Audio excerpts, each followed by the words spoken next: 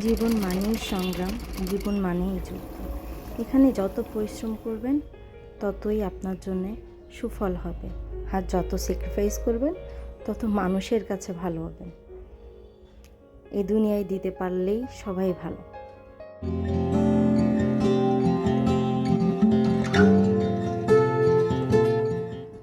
Hello, আসসালামু আলাইকুম। আমি ফারহানা সিম্পল লাইফ চ্যানেলে আপনাদের আরেকবার স্বাগত। কাছে দূরে, দেশ এবং দেশের বাইরে যে যেখান থেকে আমার এই ভিডিওটি দেখছেন, আশা করি আল্লাহর রহমতে সবাই ভালো আছেন। আমরা আলহামদুলিল্লাহ ভালো আছি। আজকে সকালে সমস্ত কাজ শেষ করে সকালের নাস্তা কমপ্লিট করে ঘর গোছায় তারপরে দুপুরে রান্না করতে আসছি। আজকে ওয়েদারটা বৃষ্টি এরপর থেকেই, ঝড়ের পর থেকেই বৃষ্টি ভাবটা বেশি, গরম হয় আবার বৃষ্টি পড়ে। তো চিন্তা করলাম আজকে একটু ইলিশ মাছ রান্না করব, সরিষা ইলিশ। আর কিছু আম আছে, ওগুলো আচার দেবো, যেহেতু রৌদ্র ওইভাবে দেখা মিলতেছেই না এখন, যেটুকু পাওয়া যাচ্ছে ওইটুকুই কাজে লাগে। তো আজকে অবসর সময় ভাবছি যে আচার বানাবো। তো আমি সরিষা ইলিশ মাছটা রান্না করে নিলাম, আর অফ ক্যামেরা আমি বাদ বাকি সব কাজ করে নিচ্ছি।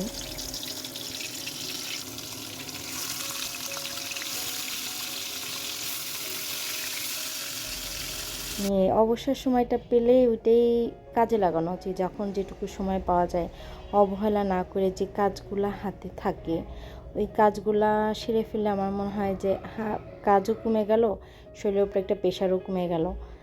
কাজ করলেই যেন শরীরটা হালকা হালকা হয়ে যায়। তো এর আগে আমি কোনো সময় এইভাবে ঝাল আচার দিইনি। আচার সবসময় আম্মু বানাই দেয়, মিষ্টি আচার দিছি। তো এবার ভাবলাম যে না, আচারটা আমি দিই, প্রতিবার তো সে করে দেয়, সে দিছে, এবারও দিছে। তারপরও এবার চিন্তা করলাম আমি আলাদাভাবে একটু আচার দিই। তো আচার দেওয়ার জন্য আমি দুইভাবে আম কেটে নিয়েছি, একসঙ্গে দুইটাই করব। প্রথমে ভাবছিলাম যে আলাদা আলাদা করে করব, পরে চিন্তা করলাম দুইটাই ঝাল আচার একই রকম, তো আলাদা কেন করব, একসাথেই রাখি।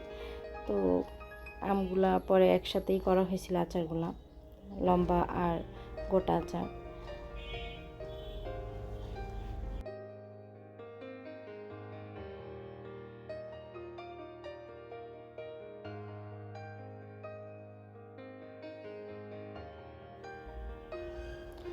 সংসারের কাজের পাশাপাশি আমি একটু নিজের জন্য কাজ করি, নিজেকে একটু প্রতিষ্ঠিত করার জন্য কিছু কাজ করি।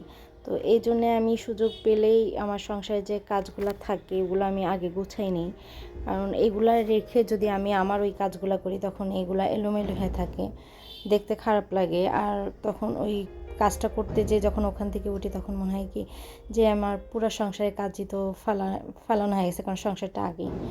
তো দেখা যাচ্ছে যে যে সময়টুকু পাই ওইটুকু সংসারের কাজটা সেরে তারপরে আমি আমার অন্যান্য কাজ যেটা আমার নিজের জন্য আমি করি সেই কাজে যাই। তো আমি আমার যেহেতু আগে আপনাদের বলছি আমার একটা বিজনেস পেজ আছে, তো ওখানে কাপড় বিক্রি করি। আর যারা আশেপাশ থেকে কাপড় চোপড় নেয় তারা আমার কাছ থেকে কাপড়টা বানাই নিয়ে যায়। আমি সেলাই কাজও করি, বসে না থেকে নিজের জন্য অবসর সময়ে কিছু করা, নিজেকে প্রতিষ্ঠিত করা, এটাই চেষ্টা, এর বেশি কিছু না।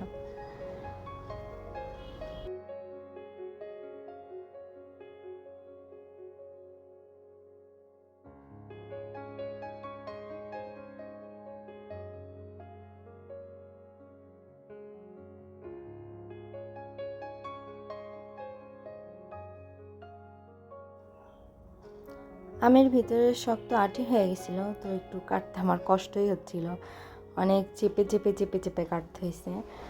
আর এইভাবে সত্যি কথা এই কাজ, কোনো কাজ নতুন করে করতে গেলে একটু কষ্টই হয়, কিন্তু এই কাজে যখন কেউ পারদর্শী হয়ে যায় তখন তার কাছে ওই কাজটা খুব ইজি মনে হয়। যেহেতু আমার প্রথম আচার দেওয়া, এইভাবে শক্ত আম কাটা আমি কখনো এইভাবে আগে করিনি, তো এই জন্য আমার কাছে একটু হার্ড মনে হচ্ছিলো, কিন্তু আলহামদুলিল্লাহ আমি তারপরে করে উঠছি, সম্পূর্ণ করতে পারছি। আমি যখন আমার প্রথম টেলার্সের কাজ শুরু করি তখন আমি কিছুই জানতাম না, কিছুই পারতাম না। খুব কষ্ট করে, আমার মনে আছে আমি কেচি দিয়ে একটা জামা কাটার পরে আমার সেলাই মেশিন ছিল না, আমি হাতে পুরা জামাটা সেলাই করে পরছিলাম। এখন আল্লাহর রহমতে আমার সেলাই মেশিন আছে, আমি অর্ডারি কাজ করি। চেষ্টা করলে মানুষ কি না পারে, সব কিছুই করতে পারে। আমি তো সামান্য একজন ব্যক্তি, ওইভাবে অতটা জ্ঞান নাই। যতটুকু জ্ঞান আছে ততটুকু দিয়ে যেটুকু করার চেষ্টা করি। এখন কতটুকু সফল হয়ে উঠতে পারি এটা তো আল্লাহ জানে, আর আপনারা যারা দেখেন তারাই বলতে পারবেন যে আমার কাজটা কতটুকু পারফেক্ট হয়। তো আচার বানাইতে চলে আসলাম। এর আগে হচ্ছে মিষ্টি, আমি বলছি মিষ্টি আচার বানাই, তো সরিষার তেল এইভাবে ফেনা হয়ে গেছে, আমি এখানে কিছুই দেখতে পাচ্ছিলাম না যে কি কি দিচ্ছি, ভাজা হয়েছে কি না হয়েছে আমি দেখতে পাচ্ছিলাম না। তো রসুনটা আগে দিয়ে রসুনটা ভেজে নিচ্ছি, তারপরে কিছু মশলা দিচ্ছিলাম হালকা পাতলায়, বেশি মশলা দিয়ে করি নাই যেহেতু বাচ্চারা খাবে। মূলত আমার বাচ্চাদের জন্যেই আচারটা বেশি করা, আম্মু দেওয়ার পরেও আমার এক্সট্রা করা, ওরা খুব আচার পছন্দ করে, এই জন্য আচারটা বেশি দেওয়া হয়, বেশি করা হয়।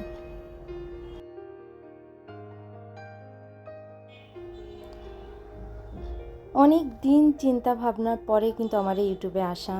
তো আমার কথায় অনেক ভুল হতে পারে, আমি ওইভাবে গুছায় কথা বলতে পারি না। তো আমার কথায় ভুল হলে বা আমার উচ্চারণে ভুল হলে তো সবাই একটু ক্ষমা দৃষ্টিতে দেখবেন। আর যারা আমার পেজে নতুন ভিজিট করছেন বা আমার পেজটা নতুন দেখছেন, আর যারা এখনও সাবস্ক্রাইব করেননি তারা আমার চ্যানেলটাকে সাবস্ক্রাইব করে দিবেন, আর নিচে থাকা বেল আইকনটা বাজিয়ে দিবেন। আর যারা অলরেডি এই কাজটা করেছেন তারা আমার ভিডিওটা একটা লাইক করে দিবেন, আমাকে সাপোর্ট করবেন।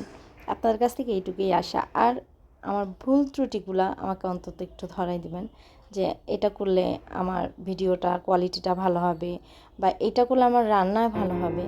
আমি আপনাদের কাছে এইটাই আশা করব যে আপনারা এগুলো আমাকে মানে একটু হেল্প করবেন আমাকে, যে আমার ভুলগুলো ধরাই দিতে। কারণ কেউ ভুল না ধরলে না মানুষ কিছু শিখতে পারে না।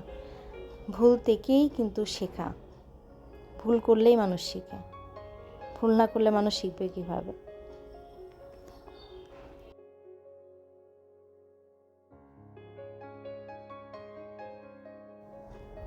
তো প্রথমে আমি যে কিউব করে আমগুলা কাটছিলাম এগুলো একটু ভারী, তো এইগুলো আগে প্রথমেই দিয়ে নিচ্ছি, তারপরে লম্বা ফালি আমটা দেবো। ওটা যেহেতু পাতলা পাতলা করে কাটা হয়েছে যেন ওটা দেওয়ার সঙ্গে সঙ্গে গলে যাবে।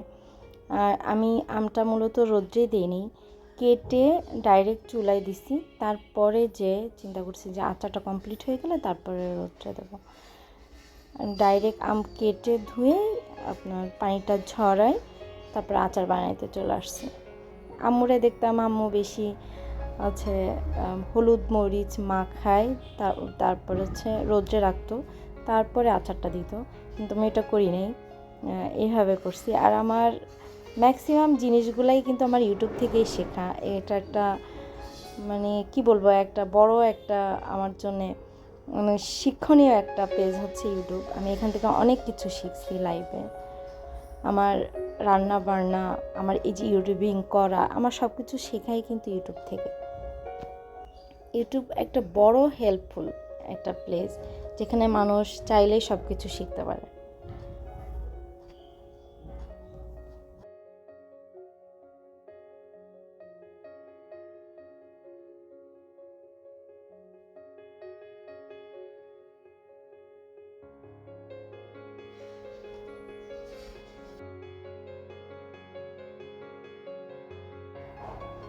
এবার লম্বা করে ফালি করা আমটা আমি এর ভিতরে দিয়ে দিলাম। আমি শুধু তেল দিয়েই এটা করি না, এখানে আমি কিছু ভিনেগারও দিছিলাম। অবশ্য আমার একটু লেট হয়ে গেছিলো দিতে, তো কাজ ছিল, এই কাজটা করে আসতে দেখি যে না আমার ওই আমটা বেশ সিদ্ধ হয়ে গেছে, তো এই লম্বা ফালি আমটা একটু দিতে দেরি হয়ে গেছিলো, আমটা একটু গলে গলে গেছিলো। যাই হোক, নিজেরা খাবো, প্রথম চেষ্টা করতে পারছি, এটাই আলহামদুলিল্লাহ, এটাই অনেক।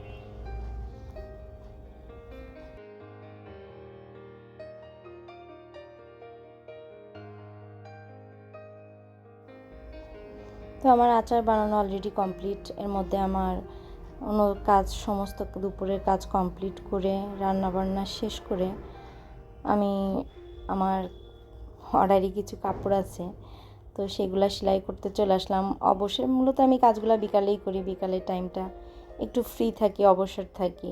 সংসারে কাজ ফেলে তো আর এই কাজগুলো করা যায় না। আবার মাঝে মাঝে করতে হয়, যখন ইমার্জেন্সি থাকে, কেউ ইমার্জেন্সি একটা কাপড় করে দিতে বলে, তখন দেখা যাচ্ছে সংসারের কাজটা একটু সাইড করে তাদের কাজটা করে দিতে হয়। কারণ আমি যদি আমার কাস্টমারের খেয়াল না রাখি, তাদের কথা দিয়ে কথা না রাখতে পারি, তো কাস্টমার তো আমার কাছে আসবে না। তো একটা বাচ্চার ফ্রক সেলাই করতেছিলাম, ফ্রক না, এটা একটা গাউন সেলাই করতেছিলাম পাট পাট করে। বাচ্চাটা বারে বারে এসে জিজ্ঞাসা করতেছিল যে তার ফ্রকটা রেডি হয়েছে কিনা, ছোট বাচ্চা। তো জামাটা সেলাই করে আরও কিছু কাজ আছে। আমি দিনে একটা থেকে দুটোর বেশি কাপড় সেলাই করি না, কারণ এইগুলো আসলে বেশি করতে গেলে দেখা যাচ্ছে যে রাত হয়ে যায়, বাচ্চাদের লেখাপড়া আসতে পড়াইতে হয়। তো সেখান থেকে একটা থেকে দুইটা করি, বেশি করতে গেলে আমার অন্যান্য কাজগুলা আমার স্লিপ করি, ওইগুলা আমার একটু অবহেলা হয়ে যায়। তো সব জায়গায় সময় মেনটেন করে সময়টা দেওয়াটা কিন্তু সো টাফ। সময় সংসারে দাও, বাচ্চা কাচ্চার পিছনে দাও, আবার নিজের এই স্বপ্নগুলোর পিছনে দাও, এটা কিন্তু খুব হার্ড হয়ে যায়। তারপরেও আল্লাহর অশেষ রহমতে আমি এটা করতে পারতেছি, আল্লাহ আমার করতেই দিচ্ছে, এটাই আল্লাহর কাছে অনেক শুকরিয়া। তো সবাই ভালো থাকেন, সুস্থ থাকেন, আল্লাহ হাফেজ।